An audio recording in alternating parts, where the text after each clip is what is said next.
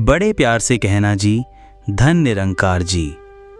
संतों, सदियों से मनुष्य एक प्रश्न पूछता आया है, एक खोज करता आया है। तुम परमात्मा को ढूंढ रहे हो, मूर्तियों में, ग्रंथों में, आकाश में। तुम उसे बाहर खोज रहे हो, पर क्या कभी एक क्षण ठहर कर अपने भीतर झांका है? वो जिसे तुम ढूंढ रहे हो, वो तो स्वयं जीवन बनकर तुम्हारे भीतर धड़क रहा है। परमात्मा ही जीवन है। जो ढूंढ रहा है उसे ही तो पाना है। एक समय की बात है, संत रविदास चबूतरे पर बैठे एकाग्रचित्त होकर एक पुराने जूते की मरम्मत कर रहे थे। उनके पास ही थोड़ी दूरी पर संत कबीर मौन बैठे हैं। उनके चेहरे पर एक असीम शांति और शून्यता का भाव है। उनकी दृष्टि गंगा की अविरल धारा पर टिक जाती है। संत रविदास बिना नजर उठाए एक हल्की मुस्कान के साथ, कहो कबीर, आज बड़े गहरे मौन में थे। इस बहती गंगा में ऐसा क्या देख लिया जो बाहर की दुनिया से नाता ही टूट गया? संत कबीर एक गहरी शांत मुस्कान के साथ, वही देख रहा था रविदास, जो ये सारी दुनिया देख तो रही है पर समझ नहीं पा रही। मैं इस धारा को देख रहा था और किनारे पर चल रहे इस जीवन के खेल को भी। देखो उस मल्लाह को, कितनी शक्ति से नाव खे रहा है।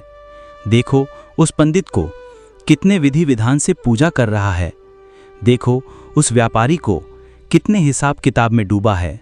सब कहते हैं मैं कर रहा हूँ, मैंने यह कमाया, मैंने वो बनाया। मुझे इसी मैं पर आश्चर्य होता है, क्या सच में ये मैं कुछ कर रहा है? संत रविदास, ये तो तुमने सबसे मूल प्रश्न छेड़ दिया कबीर। ये प्रश्न तो हर साधक के मन में उठता है। कर्ता कौन है, शरीर या आत्मा? ये शरीर तो मिट्टी का एक ढांचा है, पंच तत्व का एक खेल। आज यहाँ है, कल इसी गंगा में विलीन हो जाएगा। ये हाथ जो जूते सी रहे हैं, ये आंखें जो देख रही हैं, ये मन जो सोच रहा है, ये सब तो बस औजार हैं एक रथ के पहियों की तरह। तो फिर रथ को चलाने वाला, कर्म को करने वाला कौन? संत कबीर, निस्संदेह चलाने वाली तो चेतना ही है, आत्मा। बिना आत्मा के ये शरीर तो एक शव मात्र है। तो हर कर्म का मूल प्रेरक तो आत्मा ही हुई। यहाँ तक तो बुद्धि भी मान लेती है। संत रविदास, हाँ, यहाँ तक बात सीधी है। तो उत्तर आया आत्मा। पर फिर प्रश्न और गहरा हो जाता है, तो आत्मा कौन है? ये जो मेरे भीतर मैं हूँ का बोध है, ये जो तुम्हारे भीतर तुम हो का बोध है, ये क्या है? कहाँ से आया है ये? ये तो उस विराट सागर की एक बूंद है, उस परम सूर्य का एक प्रकाश कण। ये आत्मा तो स्वयं परमात्मा का ही अविभाज्य अंश है। बूंद सागर से अलग दिखती है, पर है तो सागर ही। तो आत्मा स्वयं परमात्मा ही है। संत कबीर आंखें बंद करके जैसे उस अनुभव को जी रहे हों। बिल्कुल रविदास, बिल्कुल। जल में कुंभ, कुंभ में जल है, बाहर भीतर पानी। फूटा कुंभ, जल जल ही समाना, यह तत्कथौ ज्ञानी। जैसे घड़े के भीतर भी पानी है और बाहर भी, और घड़ा फूटते ही दोनों पानी एक हो जाते हैं, वैसे ही ये शरीर रूपी घड़े के भीतर जो आत्मा है, वो परमात्मा ही है। तो जब कर्ता आत्मा है और आत्मा स्वयं परमात्मा है, तो कर्ता कौन हुआ? परमात्मा। करने वाला भी वही, कराने वाला भी वही, और कर्म भी वही। संत रविदास एक गहरी सांस लेकर मानो एक बड़ी पहेली सुलझ गई हो।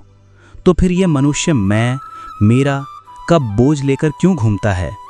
क्यों ये अहंकार का भारी पत्थर अपनी गर्दन में बांधकर संसार सागर में डूबता उतारता रहता है? जब कर्ता वो है, तो फिर हम क्यों व्यर्थ ही कर्ता होने का दंभ भरते हैं और सुख दुख भोगते हैं? संत कबीर, क्योंकि वह इस विराट नाटक में अपने पात्र को ही सत्य मान बैठा है रविदास। वह भूल गया है कि वह परमात्मा के हाथ की कठपुतली है और डोर उस परम सूत्रधार के हाथ में है। उसने अपनी पहचान इस मिट्टी के शरीर और चंचल मन से इतनी गहरी जोड़ ली है कि उसे लगता है कि मैं ही सब कुछ हूँ। और जहाँ ये मैं का झूठा भाव पैदा होता है, वहीं से सारे अनर्थ की शुरुआत होती है, वहीं इच्छा जन्म लेती है। संत रविदास, हाँ, ये मैं ही तो इच्छाओं की जननी है। मुझे सुख चाहिए, मुझे दुख नहीं चाहिए, मुझे सम्मान मिले, मेरा अपमान ना हो। और ये इच्छाएं तो दुखों का अंतहीन सिलसिला हैं। एक पूरी होती नहीं कि 10 नई पैदा हो जाती हैं। जीवन एक मृग तृष्णा बन जाता है। मनुष्य जिसे आनंद समझकर उसके पीछे भागता है, वह तो बस क्षणिक सुख है जो अपने पीछे दुख की लंबी छाया छोड़ जाता है। संत कबीर, तुमने सुख और आनंद का भेद खूब पहचाना रविदास। सुख हमेशा भारी वस्तु, व्यक्ति या परिस्थिति पर निर्भर होता है। वह मिलता है तो क्षण भर की उत्तेजना होती है और फिर छिन जाने का भय शुरू हो जाता है। पर आनंद हमारा स्वभाव है, उसे कहीं से पाना नहीं है। वो तो भीतर मौजूद है, बस इच्छाओं के शोर में दबा पड़ा है। तो इस दबे हुए आनंद को प्रकट कैसे किया जाए कबीर? इसका क्या उपाय है?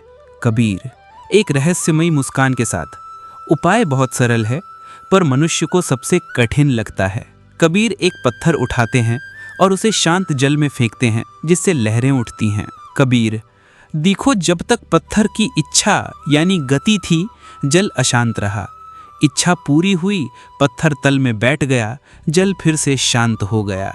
उसकी शांति कहीं बाहर से नहीं आई, वो उसका स्वभाव था जो प्रकट हो गया। तो अगर आपको आनंदित होना है, आनंद को पाना है, तो इच्छा बंद कर दो। बाहर की दौड़ बंद करके भीतर स्थिर हो जाओ। जो शक्ति बाहर जाकर बर्बाद हो रही थी, वही भीतर इकट्ठी होकर आनंद का सरोवर बन जाएगी। संत रविदास गहराई से कहते हुए, वाह कबीर वाह, मन चंगा तो कठौती में गंगा। इसका अर्थ अब और स्पष्ट हुआ। कठौती में गंगा का मतलब केवल पवित्रता नहीं, बल्कि यह भी है कि यदि मन इच्छाओं और बाहरी दौड़ से मुक्त होकर शांत हो गया, तो आनंद का सागर तुम्हारे भीतर ही हिलोने मारने लगता है। फिर किसी तीर्थ, किसी भारी सुख की आवश्यकता ही नहीं। संत कबीर, पर एक प्रश्न और है रविदास, ये इच्छा, ये वासना, ये दौड़, ये जन्म कहाँ लेती है? इसका बीज कहाँ है? संत रविदास क्षण भर सोचकर, विचारों में, मन के भीतर एक नन्हा सा विचार उठता है, काश मेरे पास वो महल होता। बस वहीं से इच्छा का बीज अंकुरित होकर वासना का विशाल वृक्ष बन जाता है। ये मन एक क्षण भी तो शांत नहीं रहता, या तो अतीत की कब्र खोदता है, ऐसा हुआ था, वैसा नहीं होना चाहिए था, या फिर भविष्य के हवाई किले बनाता है, ऐसा होगा, मैं ये करूँगा। ये मन तो कभी अभी और यहाँ में तो टिकता ही नहीं है, और आत्मा का अनुभव, परमात्मा का स्वाद अभी और यहाँ के अतिरिक्त और कहीं है ही नहीं। आत्मा ना तो भूतकाल की राख में मिलती है, न भविष्य के धुएं में। वह तो शाश्वत देदीप्यमान मिल्तमान है। यही सबसे बड़ा रहस्य है। इसीलिए अगर आपको आत्मा का अनुभव चाहिए तो विचार करना बंद कर दो। जैसे ही विचारों का कोलाहल थमेगा, मन का पर्दा हटेगा, तुम वर्तमान के क्षण में स्थापित हो जाओगे, और वर्तमान ही आत्मबोध दिला देगा। वर्तमान ही वह द्वार है जिससे तुम अपने सच्चे घर में प्रवेश कर सकते हो। संत रविदास एक बहुत ही व्यवहारिक और आम आदमी की समस्या उठाते हुए, पर यह तो बड़ी कठिन बात कह दी कबीर। विचार करना बंद कैसे करें? ये तो हवा को मुट्ठी में भींचने जैसा है। मैं एक विचार को दबाने की कोशिश करता हूं तो 10 नए विचार सेना लेकर खड़े हो जाते हैं। ये मन तो एक जंगली घोड़े की तरह है, इसे वश में कैसे किया जाए? कबीर, तुम सत्य कहते हो रविदास। यही तो साधक की सबसे बड़ी चुनौती है, और इसका उत्तर भी हमारे ऋषियों ने दिया है। विचार को सीधे सीधे बंद नहीं कर सकते, क्योंकि बंद करने का प्रयास भी अपने आप में एक विचार है। उससे लड़ना नहीं है, लड़ने से तुम उसे ही ऊर्जा दे रहे हो। चोर से लड़ोगे तो चोर बलवान होगा, उसे बस देखना है। हाँ, बस यही मार्ग है। इसीलिए ध्यान का मार्ग है। ध्यान का अर्थ किसी मंत्र का जाप या मूर्ति पर एकाग्रता करना मात्र नहीं है। ध्यान का गहरा अर्थ है साक्षी भाव। बस शांत होकर बैठ जाओ, अपनी आती जाती सांस को देखो, और फिर मन के आकाश पर जो भी विचार रूपी बादल आ रहे हैं और जा रहे हैं, उन्हें बस देखो, बिना किसी निर्णय के, बिना किसी विश्लेषण के। ये अच्छा विचार है, ये बुरा विचार है, ये नहीं आना चाहिए, ये सब मत करो। बस एक तटस्थ दृष्टा बन जाओ, जैसे तुम घाट पर बैठकर गंगा में तैरते हुए पत्तों को देख रहे हो। तुम ना उन्हें बहाते हो ना रोकते हो, बस देखते हो। संत रविदास। और जब हम बस देखना शुरू करते हैं तो एक चमत्कार घटता है। धीरे धीरे विचारों की भीड़ कम होने लगती है, उनके बीच का अंतराल, खाली स्थान बढ़ने लगता है। वही अंतराल शांति है, वही मौन है, वही शून्य है। संत कबीर। और उसी साक्षी भाव में गहरे और गहरे उतरते उतरते एक दिन ध्यान करने के बाद समाधि लगती है। समाधि कोई प्रयास नहीं, बल्कि ध्यान की पराकाष्ठा पर घटने वाली एक घटना है। और वहाँ पर विचार शून्य हो जाता है, मन पूरी तरह विलीन हो जाता है। उस परम मौन में, उस परम शांति में पहली बार तुम्हें अपनी वास्तविक सत्ता का बोध होता है। फिर आपको आत्मा का अनुभव हो जाएगा, और वह अनुभव शब्दों से, भाषा से, बुद्धि से परे है रविदास। उस अवस्था में जहाँ पर सिर्फ अनुभव बच जाएगा, ज्ञान, ज्ञेय और ज्ञाता तीनों मिलकर सिर्फ अनुभव रह जाएगा।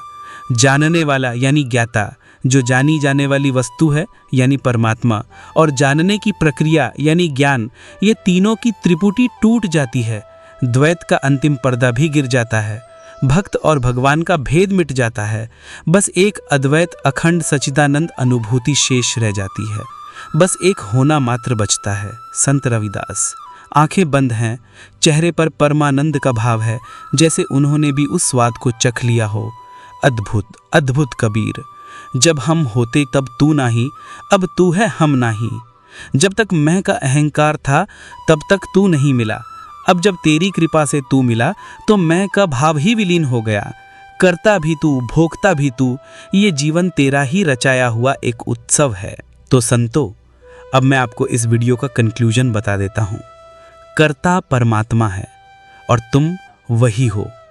इस परम सत्य को जानने के लिए बाहर की दौड़ को रोको, इच्छाओं के ईंधन को आनंद की अग्नि में बदलो, विचारों के शूर से पार जाकर वर्तमान के मौन में उतरो, ध्यान के साक्षी भाव में डूबो। वहीं उस परम शून्य में तुम्हें वो सब मिल जाएगा जिसे तुम जन्मों जन्मों से खोज रहे हो। क्योंकि जिसे तुम खोज रहे हो वह तुमसे अलग कभी था ही नहीं, वह तुम स्वयं हो। कस्तूरी कुंडल बसें, मृग ढूंढे बन माही, ऐसे घट घट राम हैं दुनिया देखे नाही।